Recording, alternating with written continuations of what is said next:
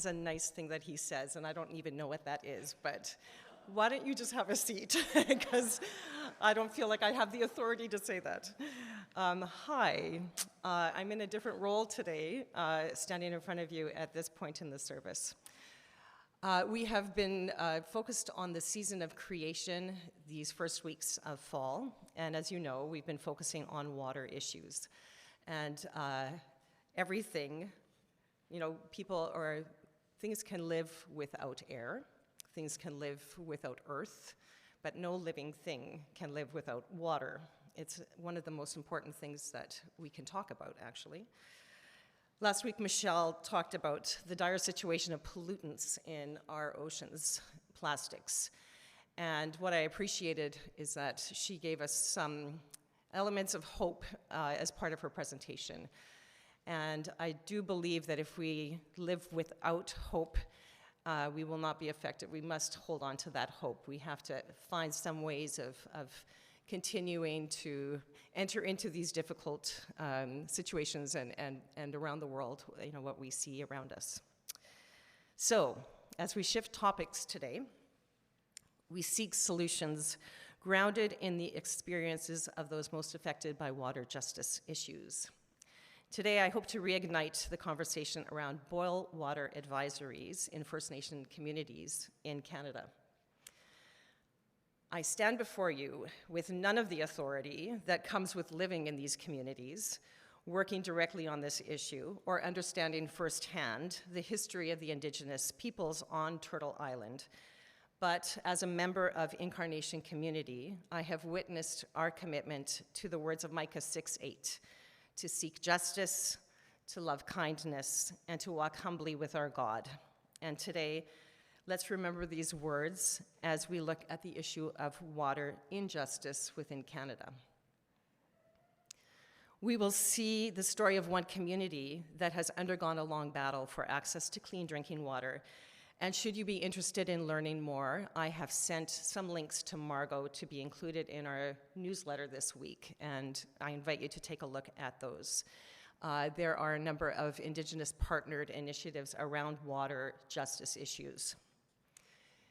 In 1876, the federal government introduced the Indian Act.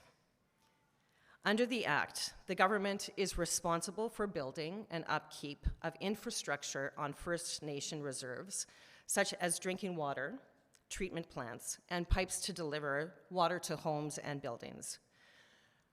For most of the last 150 years, the government has been unsuccessful in keeping this promise, and we need to ensure our elected officials are accountable for this.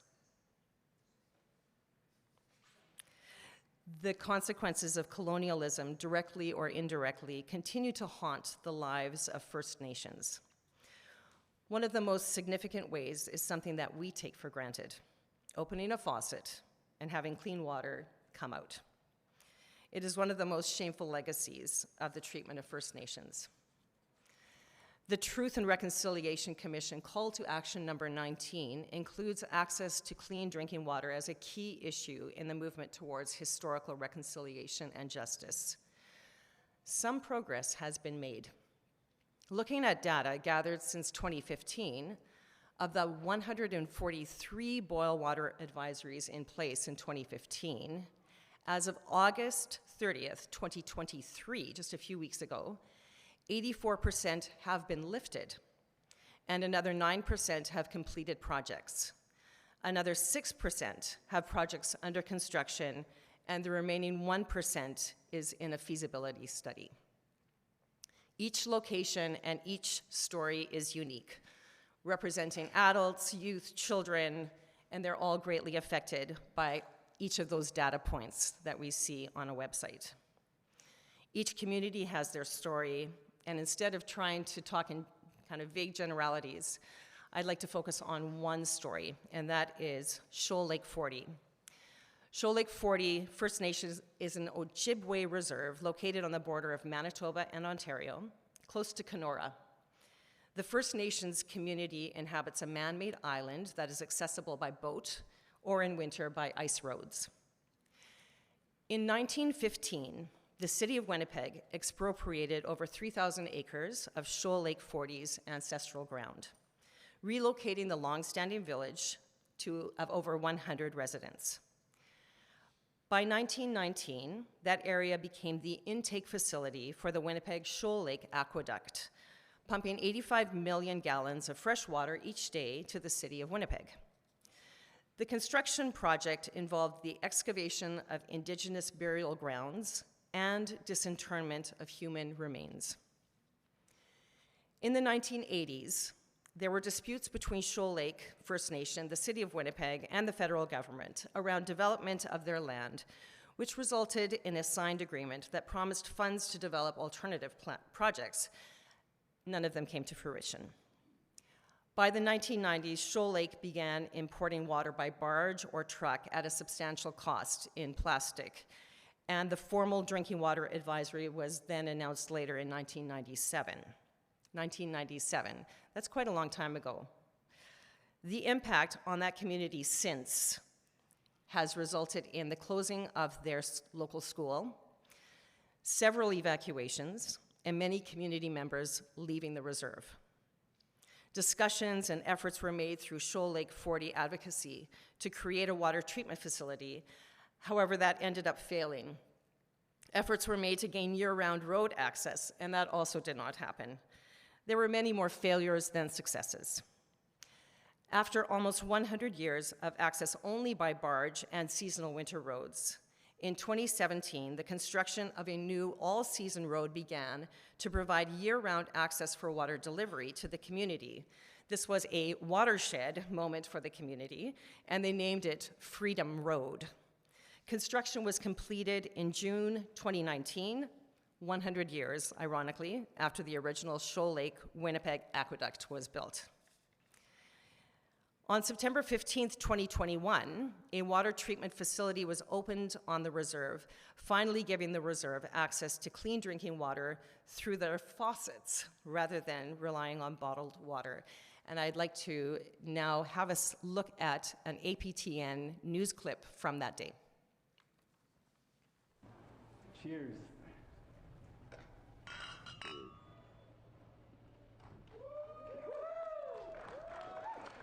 Leaders from Shoal Lake 40 clinked together their glasses in celebration, taking a sip of clean drinking water from their taps for the first time in a quarter of a century. A new water treatment facility will bring clean water to around 300 people, ending a 24-year boil water advisory. It's about that time. We struggled for over 20 years with bottled water deliveries, and the reality of the project coming to an end is surreal. This should, like we said earlier, it should never have happened. Yesterday, they celebrated the opening of a $29 million water facility, which was funded by the federal government. The community, which sits on the border of Ontario and Manitoba, has grappled with basic human rights for 100 years. It started after an aqueduct was built to transport clean drinking water to the city of Winnipeg in 1919. It cut Shoal Lake 40's access to land and drinking water. Residents have protested and fought for proper road access over the years, and finally, 2 years ago, they welcomed Freedom Road, a year-round path to the Trans-Canada Highway. With Freedom Road and lifting their boil water advisories, Chief Red Sky says the community can start to move forward.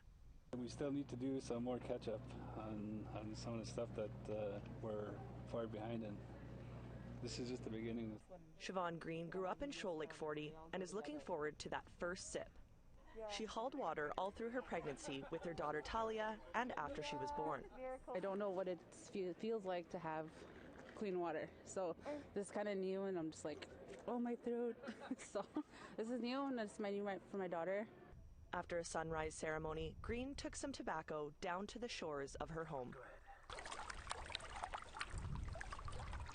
She says it's a new world for her daughter and the generations to come. Michelle Carlenze, APTN National News, Shoal Lake 40.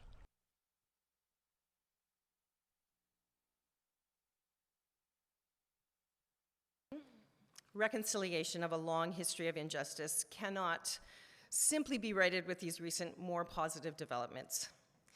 Just a couple of months ago, in July 2023, Shoal Lake 40 launched a lawsuit against the City of Winnipeg and the federal government for compensation of the harm suffered as a result of the city's original water diversion back in 1915, when the community was uprooted forever, changing its way of life and setting a course of history that resulted in negative long-term cultural, economic, and social effects of this forced isolation. Shoal Lake 40 Chief Red Sky, who you saw on the video, is quoted as saying, "We're coming out of that survival mode and we're seeking justice and equity moving forward." So this is just one story among many.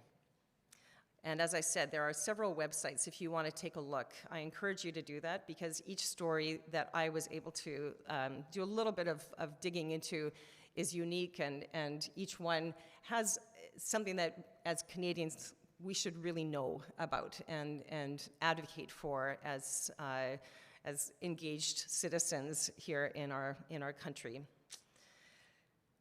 As we look at this water equity issue in Canada through the lens of our Season of Creation series at Incarnation, I encourage all of us to seek to educate ourselves, advocate for true reconciliation, and be the change we want to see in the world.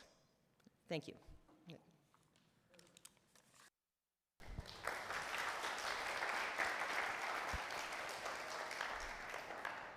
Thank you, Charlene.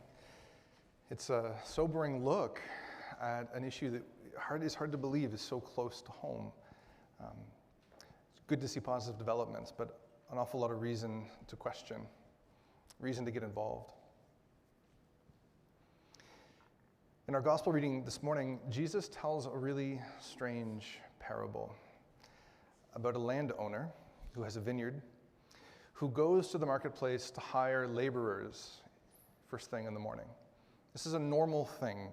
People who didn't have regular employment would hang out in the marketplace and hope to be hired for the day, because if they didn't get hired, they wouldn't eat that day. This was a place where the most vulnerable would try to find work.